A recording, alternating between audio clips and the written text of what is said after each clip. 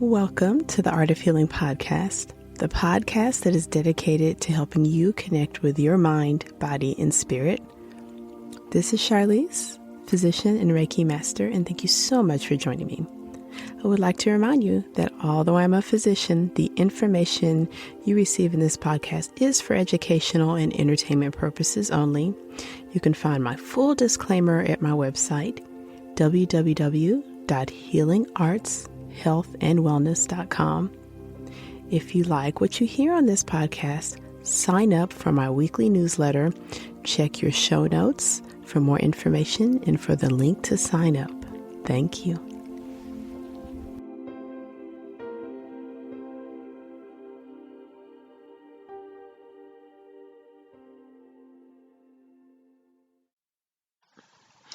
Welcome back to the Art of Healing podcast. This is Charlize. Thank you so much for joining me again. On the last podcast episode, I wanted to go into the experience of anxiety. So we reviewed what anxiety was and what it feels like, and then we did a little bit to reverse it.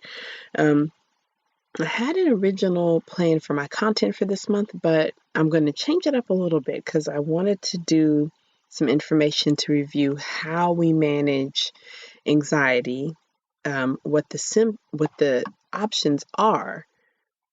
And then in next week's podcast, we're going to cover the chakra blocks that relate to insomnia. So for all of us that like to play with energy, it'll be my interpretation of what I feel happens in the mind-body connection that leads to insomnia. So, in the last podcast, I had mentioned that there was variations. There was a common feeling of anxiety or the emotion. That's the colloquial term. That really isn't the clinical syndrome. Then there is also the clinical diagnosis of generalized anxiety disorder. So if you are someone who is suffering from chronic anxiety or concerned that you are because you have had worry, anxious thoughts, disrupted sleep, disrupted work performance, disrupted relationships, and it's starting to alter your life, and this effect has been lasting for over 6 months, or if you have seen a physician or a practitioner and have been diagnosed, or psychiatrist or psychologist, knowing what options for treatment you have available to you is important. Even if you don't have a diagnosis of anxiety, I think this is important information to know because at this point in history, I believe that we're all at risk for anxiety. So knowing some of these treatment options, and then even considering that maybe you're on an anxiety prevention track would be wise, I think, for all of us. So once the clinical diagnosis of anxiety has been made, depending on the setting that you are in, if you are being evaluated by a behavioral health specialist, and that could include a counselor, a psychologist, a psychiatrist, your initial treatment options may be CBT, or what's called cognitive behavioral therapy.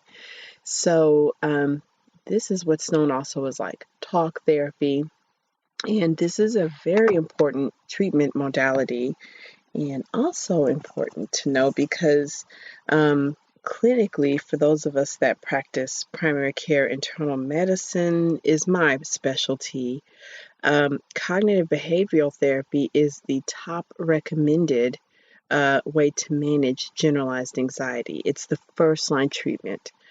Depending on the setting where you are in availability to care, this may be easy to get to. However, it may be difficult, and I find in the area that I practice in that many patients aren't very comfortable with this first option. And what I've heard from my patients over the years is that the primary concern is that experiencing and going through any therapy, that you bring up the emotions and the memories that created this anxiety, could make it worse, could make reliving trauma worse, could bring all of that back. And this is definitely an understandable feeling. I definitely get it. However, part of delving into the anxiety, what's causing it, and when we cover the anxiety part 3 in the next podcast, is we do need to bring some awareness as to what's going on and why. So there's a very, very important role in the treatment of anxiety with therapy. Even if another treatment modality is chosen, such as medications, therapy still plays a very important role. I do like to highlight to my patients that one of the blessings from the pandemic is that telemedicine is now widely available, making accessibility to treatment modalities such as therapy, psychotherapy, cognitive behavioral therapy much more accessible if you have some sort of device you can connect with. So I do like to highlight that to individuals that keep in mind this can be an extremely accessible way to help manage your symptoms. Being that I am a primary care physician, the next treatment option to consider are medications. Once I have evaluated a patient and we have discussed the symptoms, the severity, and how long they have been, the next decision is if medications are recommended, are medications mandatory, are they necessary? And if we do medications, how long do we want to do those for? There are a variety of medications that we can use to manage anxiety. Many of those medications are similar to the medications that we use in depression, and they alter the brain chemistry, so they change the level of serotonin or dopamine or norepinephrine in the brain. I won't go into all the detail as to the different types of medications, but in general, we usually have a variety of about 3 different medications that 3 different medication types that we can consider. And it's a fairly long list within each type of medication. One important topic that comes up is the use of medications called benzodiazepines. These are sometimes commonly known as tranquilizers, and their role in the use of generalized anxiety. These are prescription medications that can be used short term to manage anxiety. In most individuals, they will work because they're tranquilizers, so they slow down the brain function, and that in turn slows down the heart function and relaxes the whole body. Benzodiazepines can be habit forming. And this is what can become a little bit nerve-wracking because when someone is first being diagnosed with anxiety, if we're not mindful and careful in the management, and we go to some of the strongest medications and we haven't dealt with what led to the anxiety, the patient may be committed to a very long-term treatment plan that maybe could have been managed short-term. So this will often come up, and these are the medicines such as Xanax or Valium. Do they play a role when someone's first diagnosed with anxiety? If at all possible, we really want to find as many treatment options as we can that aren't habit forming. I personally feel that this allows the patient to get the deepest healing possible.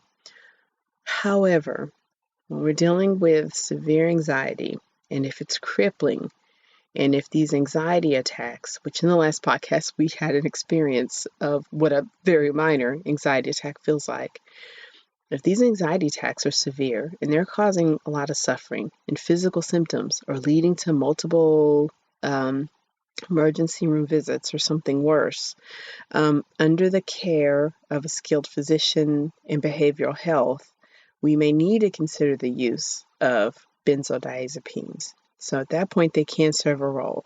This is very individual, and this is for individuals who are receiving regular routine care with a clinician that they know and trust.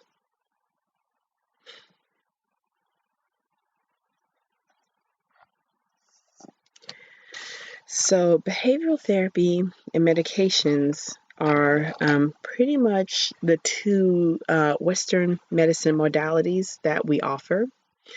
But if you are being treated for, been diagnosed with generalized anxiety disorder, definitely there's some things you can manage in your home, some things that you can be doing that are safe to do on your own or with the guidance of a teacher that you might want to consider adding to your treatment regimen. The first of these will be having or starting a meditation practice. So, when I'm dealing with patients who are experiencing severe anxiety for the first time or reoccurring anxiety, for these individuals, well, they'll hear me recommend meditation and they often freeze up. Their experience of racing heartbeat and sweating, clamminess, racing thoughts, worry, muscle tension, not sleeping. They're moving at 1,000,000 miles an hour. And, I gotta admit, as listeners, I am slow. You'll hear me say this multiple times. I speak slowly, I think slowly. So sometimes I feel for my patients because they're talking to me and I'm like a tenth of the speed that they're moving. But for those individuals, when they hear me recommend, you should start meditation, they freeze up and their eyes go wide and they're like, what? What do you mean? How am I supposed to sit still and not move when I feel like this? That's what I've heard. How can you tell me I can't sit still? I can't stop. I can't stop thinking. I gotta go. I gotta go. I gotta do something. I gotta worry. I gotta da da da. So, yes, I know that's very hard to hear if you are on the verge of anxiety or you have been diagnosed with anxiety or your anxiety is back. So, my tips for engaging in a meditation practice is to start very short, very brief, maybe for 1 to 3 minutes at a time. Fully acknowledge how you feel at the start every time you're going to sit down and attempt to meditate. I do recommend that you try it for at least 21 days. So, and acknowledge that because of where you are in space and time and where you are with your symptoms, some days it just feels like it's not going to work. But please try again the next day or even try again later the same day. And as you sit down or as you stand or however you're going to initiate your meditation, even if the feelings of the anxiety follow you into the meditation session, that's okay. With repeated practice, you'll find that it is easier to bring those feelings down, to calm those down, to center yourself. And the more that you can reconnect with yourself in that way, it will get easier and easier with time. Having some kind of assistance, some kind of tool, some kind of setting, and some kind of reminder definitely helps. Let's see. I definitely like for if you're thinking of adding meditation to consider a place, a time you'll meditate, designating a place in your home or your office or something similar. I definitely recommend considering using some sort of assistance. So something that you might listen to, using guided meditations. I will place a link to some of the resources that I have. These will be blog posts as well that can give you some cues and some assistance as far as like how to sit, how to approach it. These can be very helpful, not mandatory. But for those that are suffering from anxiety, I definitely like them to make an attempt at meditation. To keep in mind that maybe it doesn't work, that's okay, just to try it again.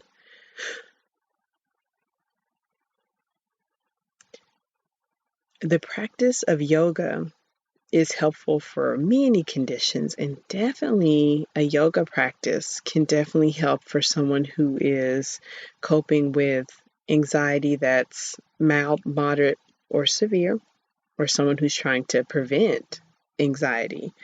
So a yoga course that's done, in a class if that's available, but even online, even if you follow some prompts from a book, any of those can be really helpful. One of the things I like recommending yoga for, and those are my patients that physically are able, don't have physical limitations that I worry about them injuring themselves, is that the combination of movement and breath can oftentimes get around that feeling of how am I going to settle my mind. So it's a very unique practice in yoga that because you are linking breath to movement, that we can often make the leap around getting those worry thoughts settled. So of course there's all kinds of yoga resources available. And if you have had a chance to browse some of my content, I and Brandy Gibson will be working together fairly soon. We have created a podcast together, and which is Self-Care Selfless. And then soon we will be providing some resources to help those who are interested in starting with restorative yoga, in terms of using that as an accessible healing modality. Another non-traditional treatment you can consider adding, which is accessible and generally safe, is going to be aromatherapy. And, essential oils they're fun. I mean, they're so fun to shop for. They're so fun to have in your home. And aromatherapy can be an integral part of your daily care. If you're choosing to go with aromatherapy, a few hints that I like to give. Essential oils are very much useful. How you use them, when you use them, and where you get them from, there are a lot of variables. If you have never used essential oils before, the essential oils I would recommend to use for the treatment of anxiety, probably some of the blends that you can find over the counter, because they've been diluted. Lavender is a go-to. It's one of the staples in aromatherapy. Our lavender can be used neat, which means that you don't have to dilute it. However, if you're thinking you're going to try some aromatherapy and you don't mind having them available, you can dilute your lavender in a carrier oil like grapeseed oil or almond oil or avocado oil, and put, so like the average roller ball that you buy from any natural food store, and you can dilute maybe 5 to 10 drops of lavender oil in a carrier oil. So then your bottle will last longer. And by diluting it, it allows you to use it a little bit more personally. So maybe if you're in a space where you don't want the smell to get out too far, but lavender oil can be used neat. Peppermint is often a favorite for a number of things. It actually can be used in the treatment of like digestive disorders, but peppermint essential oil can be used in anxiety. I would not use it neat, undiluted, so that's one that I would consider diluting in a carrier oil. My next favorite for anxiety is going to be the king of oils, which is frankincense. Frankincense costs a little bit more than most of the essential oils because of the source and how it's acquired. So with frankincense, if you purchase it, do consider that it should cost more than the other essential oils.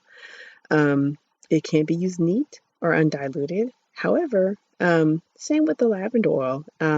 I think it's nice to conserve our resources. And definitely if you're new to aromatherapy and your nose and your nervous system hasn't been used to aromatherapy, definitely dilute your frankincense so that your bottle lasts longer. So just in a 5 milliliter roller ball with any carrier oil, and you can dilute your frankincense with about 5 to 10 drops. And probably the last, and I mean, honestly, with aromatherapy, there are so many options. I'm just naming some that are kind of like the most common I can think of. And as I'm working with patients, what I would recommend to them, because I know these will be easy to purchase. Patchouli. Patchouli is an essential oil that's available in most places. Patchouli is one that if you're purchasing it from a retailer, it may already be diluted. If you do happen to purchase patchouli and it's a pure blend, I would consider diluting it in the same way you would dilute the frankincense or peppermint. So in a roller ball with a carrier oil.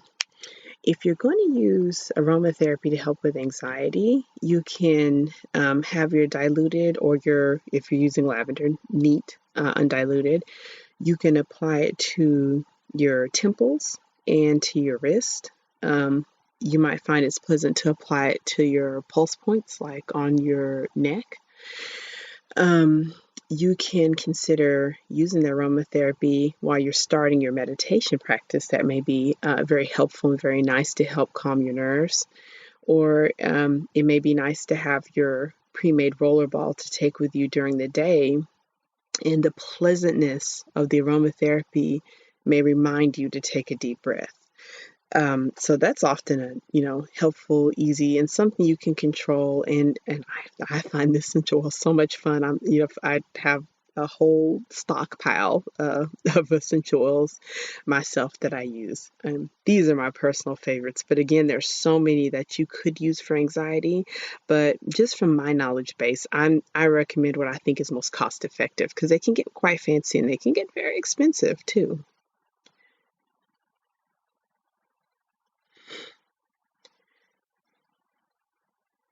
And finally, there is a treatment modality that is helpful that at some point I would love to gain more knowledge on.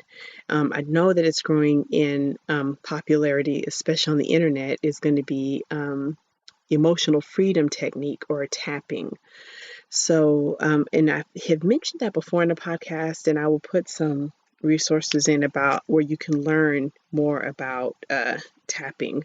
But tapping is a technique that was developed by a psychologist, and um, it is engaging the breath, engaging what's called mantra, or a statement, several statements, and then gently applying repeated pressure in the form of tapping on meridian points. And the treatment modality is thought to be effective because it tends to influence the nervous system and create a rapid change. So, EFT can be very helpful in those that have anxiety, and learning some of the treatment sequences that can help calm the nerves immediately. Um, when you tap, usually you're tapping several points, and I know it can get to be pretty involved. From my knowledge base, I know you can take both hands and tap the top of your head and repeatedly is where you start, and then you tap the inside of your eyebrows very lightly with just maybe one or two fingers, and then you tap the outer eyes, the outside of your eyes very lightly, and then you tap underneath the eyes around your cheekbone. I believe next you tap your chin, then you tap your sternum or your chest bone, and then tap your upper belly, and then perform what's called a karate chop. So I will post some resources as far as EFT. Again, it's not something I have a deep knowledge of, but it is something that I do frequently recommend to my own patients who ask me, what can I do? And they feel that, something like yoga or meditation is just, they got to do something, much more rapid than that. And I almost forgot, my goodness, one of the basics is in general, just exercise, just cardiovascular exercise really does help. So walking, getting a nice brisk walk in, or doing some resistance training.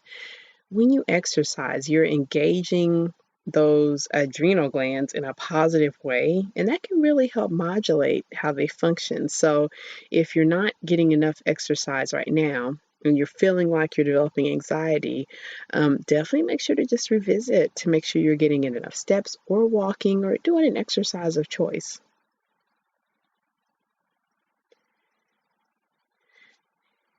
And one last thing, as far as managing your anxiety, would be with your diet, with your nutrition. In the first anxiety podcast, I had mentioned that one of the changes that will happen in the body very slowly is that the level of cortisol will start to go up. It starts to go up more and more. And when our cortisol levels go high, we often find that we crave carbohydrate-laden foods or sweets. Also, when we eat those foods, that sometimes helps with this reaction of creating more serotonin in the brain. So, on the flip side of that, eating too many carbohydrates and definitely caffeine, and definitely just a diet that's inflammatory, that has too many foods with bad fats, too many carbohydrates that break down too rapidly, that in general will make anxiety worse or make you more prone to anxiety. So if you're wondering if you're anxious or you have anxiety, when you're visiting the grocery store, definitely make sure that your grocery cart is looking a little bit more plant-based. So where you can get them in, of course, if you can, do organic if it's available, but otherwise trying to get most of your calories from fresh fruits and vegetables if possible. Trying to get most of your calories from proteins that come from high quality source, such as wild sourced seafood, or if you're doing red meat, making sure that it's grass fed, just to make sure it's high in omega-3s, getting your omega-3s from nuts or avocados, and then doing as much as you can to reduce the amount of processed food that gets into your diet. This isn't mandatory, but I mean, in general, that's a good idea. And that healthier diet and, maybe, watch at how much caffeine you get in, that can help to modulate your anxiety. So in this podcast, I just wanted to make sure I touched on how we manage anxiety. So how it's managed, the clinic, how it's managed with a therapist, and then some tips that you can manage at home. This is a lot of information, I know. Even as I'm looking at, I created this podcast, it's much longer. I thought I would be talking for 5 minutes and I'd be done. So if you are wanting more, if you have more questions, if there's any particular aspect of anxiety you would like to know about, feel free to reach out to me I'm on Instagram. Feel free to send me a message via my website, healingartshealthandwellness.com. Definitely let me know if there's any aspect of this topic that you'd like to learn more about. And next week, we will cover the chakra blocks and insomnia. Once again, thank you so much for joining me. So much gratitude for your time with me. And I will talk to you next week. Bye-bye. Thank you so much for joining me for this episode of the Art of Healing podcast. Once again, this is Charlize. You can find out more about me at www.healingartshealthandwellness.com. Did you know I have a blog as well as online courses? Check your show notes to sign up for more information about Healing Arts Health and Wellness. Thank you. Please feel free to share this episode with your friends, family, and loved ones.